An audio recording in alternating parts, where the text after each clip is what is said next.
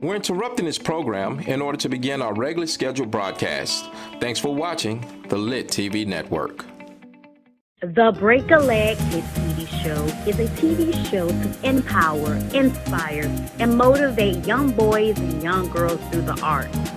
Each episode will highlight the gifts and talents of our youth, which are our future leaders of tomorrow. Hello, my name is Semiayah Sapp. Welcome back to episode 3 of a Break a Leg Kids TV show. Today we are here in front of the Florida Theater, and first I'm going to tell you some things about it. In 1927, on the same day that the Florida Theater was opened, its doors to the public, the SeaWorld News Service in New York City carried this report. For the first time, men sat in New York and looked 200 miles over a telephone wire at the other men in Washington, D.C. Television was pulled out of the dictionary and into the world of facts. Thus, on the same day, the largest theater in the state of Florida has its grand opening, and the seeds of its eventual demise as a movie house and resurrection as a nonprofit arts center made news too, and it is still here today. Did you see episodes 2 and 1? If not, then you need to go watch them. But I'm going to talk about episode 1.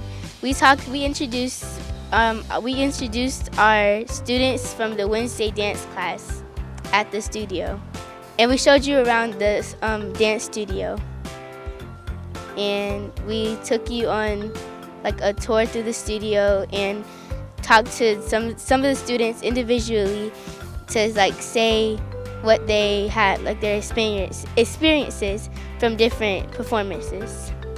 And on episode 2, we had Mr. Davis come in and play the trombone.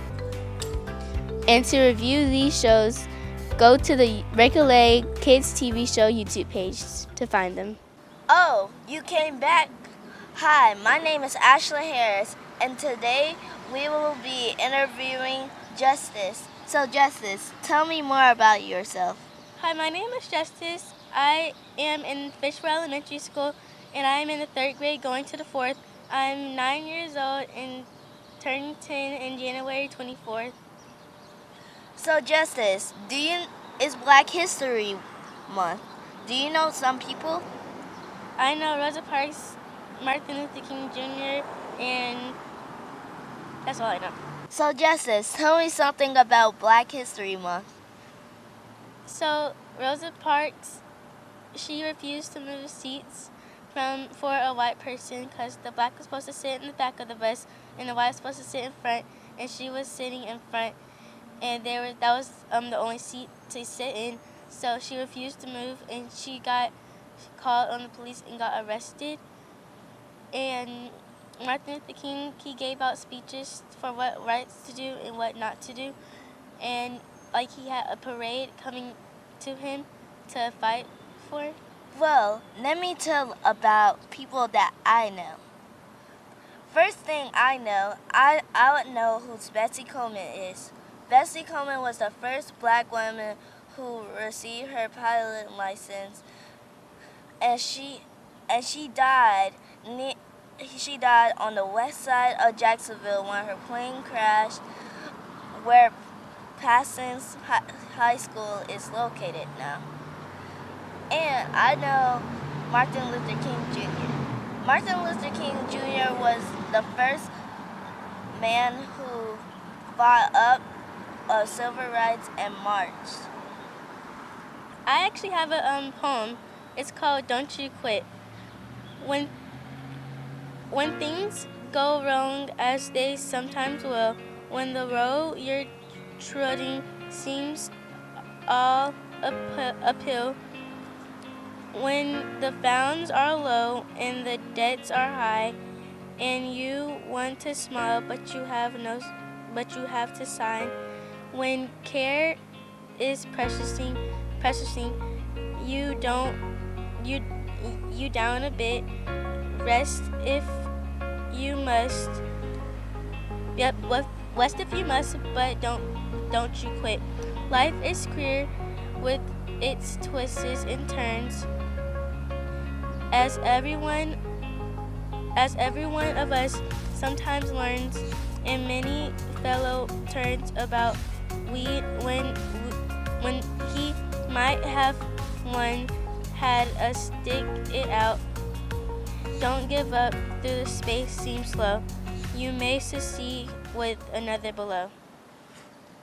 Thank you for the photo, Justice. Welcome. Do you like the MLK parade? Yes, it was fun, but my legs got tired of walking, and I wanted to stop and like take a rest, but we didn't have any time to stop. Did you like it? Yes, it was fun and all of that stuff. But I didn't like when we had to walk a mile. Well, do you got any else? Hey, how old are you and what grade are you going to? What school do you go to? Well, I go to St. Side Elementary School, and I'm in second grade going to the third grade. I'm 8 years old, turned 9 in November the 3rd, and I was born in 2014. What do Black History Month mean to you? It means that everything changed the way it was before, and earlier things. And it's a time to celebrate what people have done for us to change. When like it separates, and like the white do the other stuff, the cooler stuff, and the black do the boring stuff. What's Black History so special to you? Well, Black History is so special to me because every day something special is supposed to be shared. Because Black people help the whole entire world make us a better world instead of being mean and racist to one another. That's what Black History means to me. One more question. If at your school, do you have any arts area that you're in? Yes. What is it? Well, there's drama in my school, violin, and there's a lot of else stuff, but I forgot their names. Which one are you in? Violin. At my school, we have drama, dance, chorus, and band and art, and I'm in arts and crafts. Oh, that's what I was trying to say, chorus. So you're in chorus? What do y'all do in chorus? I'm in violin. If you ask a question about violin, what we basically do is sometimes we play the bow, but we just got started this month. In art, I do painting, we do Legos, we sketch others, and we color pictures out so we can put it around our school. That's what we do in our arts. Well, that sounds fun. It is. So what do you want to do when you grow up? Well, what do I want to be is I want to be a veterinarian to help animals and all that stuff that is an animal, because I think animals are friendly. Not on the inside how they feel, the outside not how the outside how they look, the inside how they feel. Because a lot of animals are sometimes bad, but in the inside they're not bad, they're friendly. So, Justice, what you want to be when you grow up? I want to be a teacher because I like teachers, and I like how they can be fun sometimes and boring sometimes. I want to be a fun teacher, and I want to be a teacher that likes doing fun things and helping others and going and doing stuff that they really like and not me. So, Justice, what will you like to do in your hobbies? I play piano and I play basketball sometimes. So, I like piano more because we go on lessons on Saturdays. and my teacher's name is Mr. Mike, I think. And if I could probably, well, I'm in the second book, and my sister actually goes there with me too. So what's your favorite hobby, or what do you like to do? Well, my favorite hobby, I got a lot of hobbies, but my favorite the most one is track. What we do in track is we warm up first before we do it, and we run like 10 times in each. But in the afternoon when we get ready to leave, we do one lap, and it's fun because I like a lot of stuff, and it helps me from getting like exercise and energetic and flexible. So how do you like school? I don't like school. It's boring, and the teachers don't know what they're saying because all they're saying is blibber lavish. And then when we go outside, that's my favorite part. And when we go to lunch, that's my favorite part because they have me starving in class.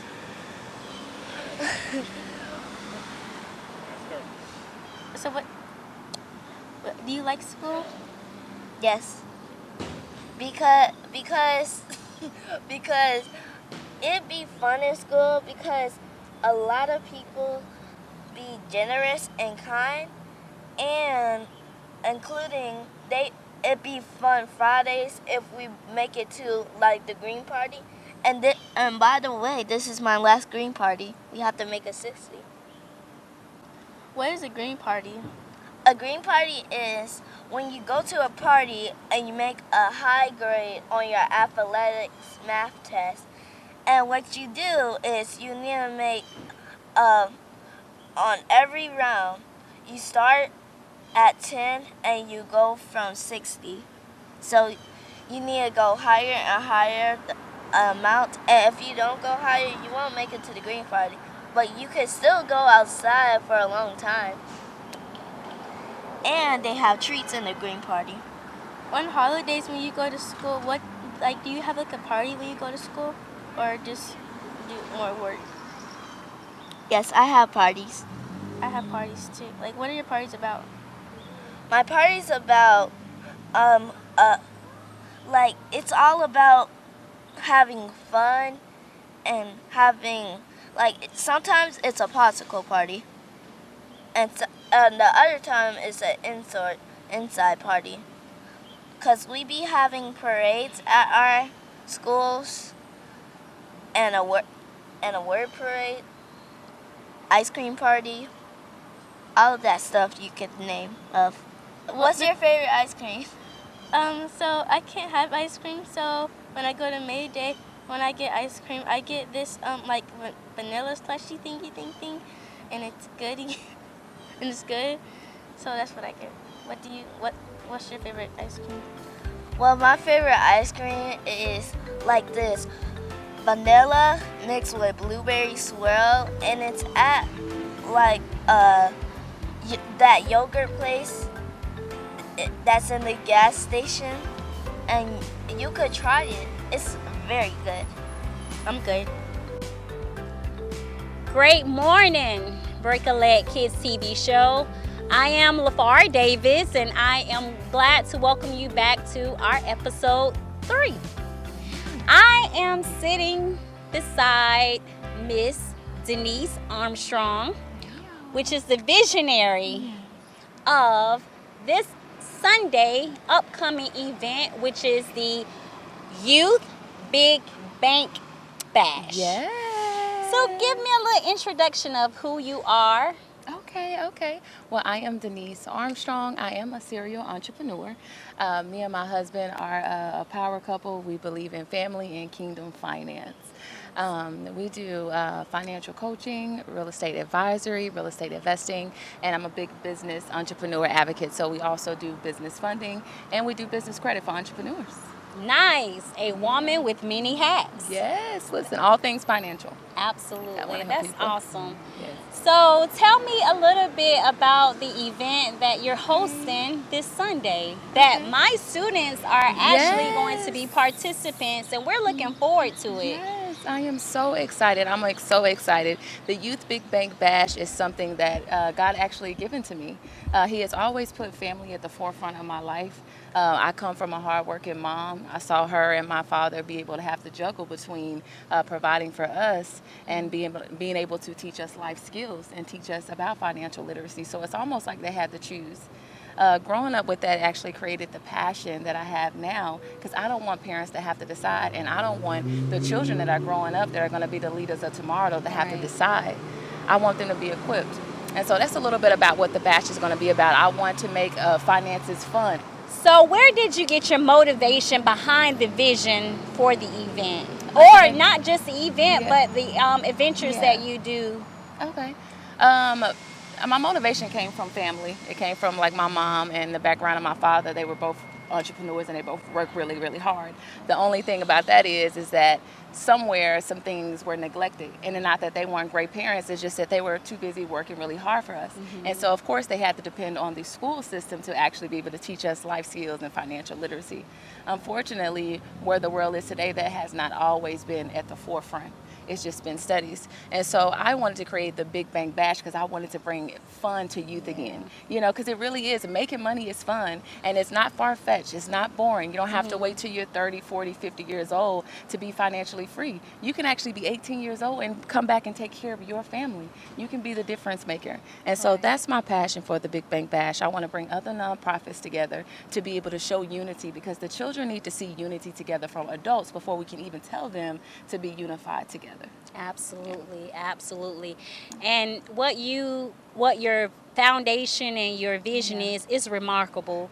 Especially, I find it remarkable because as a young girl, you know, I didn't really find out about financial literacy and savings until I got into college. And it was like going into my adult stage. So it's awesome that you're catching it at the forefront to educate the young girls and boys about financial literacy. So what are the ages that you will host on Sunday? The ages are going to be between 10 and 17 years old. At first the ages was going to be 11 to 17, but I have so many parents that are reaching out to me. They're right at that little edge. And believe it or not, these children, they really have a passion to really want to know more. They want to be better.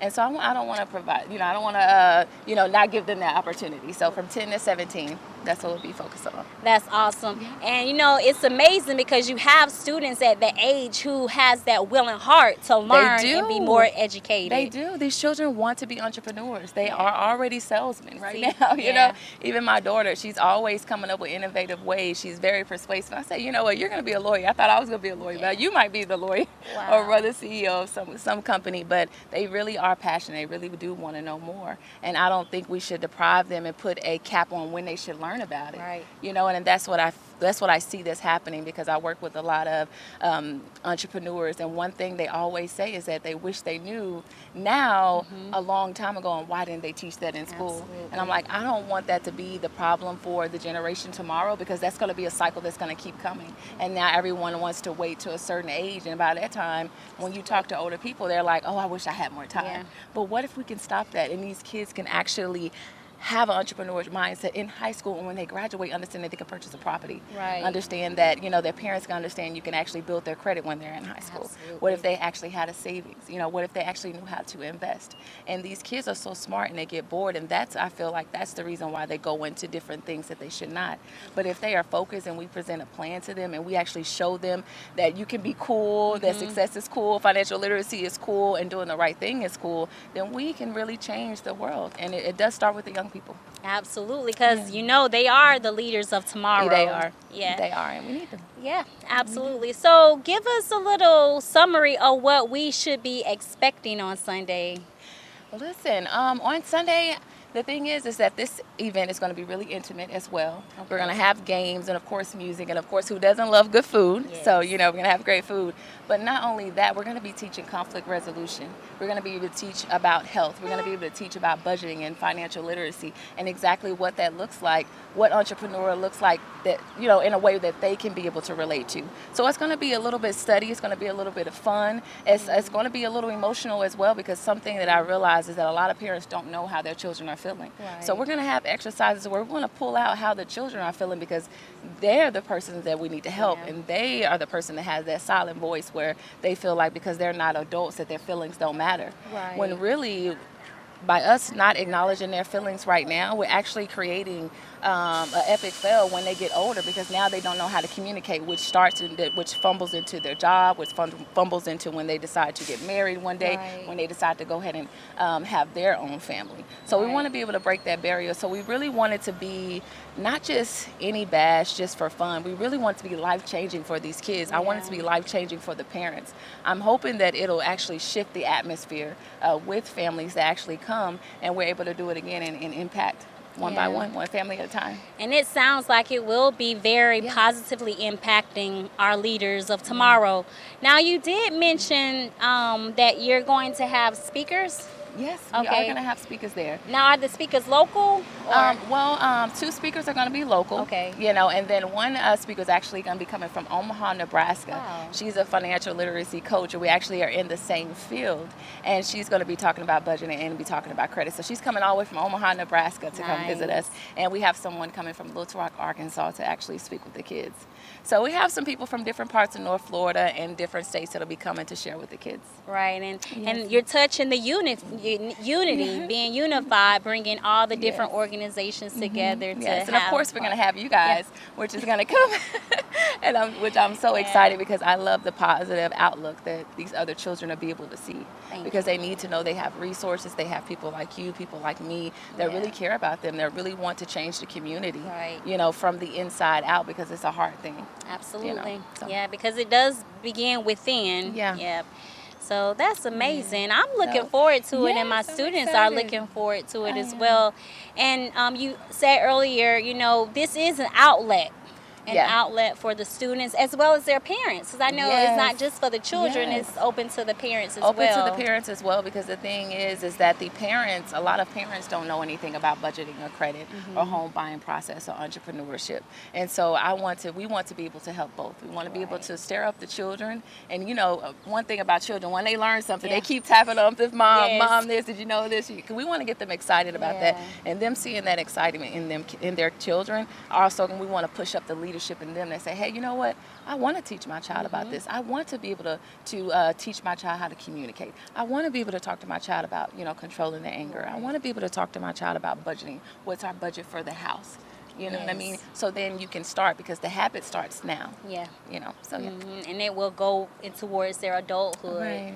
Absolutely. And Right. then even go towards them learning at a young age to teach maybe the children when they have children. Right. Exactly. Exactly. And that's how you build generational wealth. I hear a lot of talk about generational wealth, but generational wealth is way more than just finances. It's mentally as well. It's really mentally as well, because I help a lot of people get capital, but I've also seen a lot of people lose money. And a lot of times they lose money because anger issues, don't know how to control their emotions, you know what I mean? Life skills that they actually need to be able to maintain the funds, all that stuff. Lack of education. Lack of education. So all that stuff ties into more than just getting money. So I want to overall be able to help the parents and overall be able to help the kids. Nice. Awesome.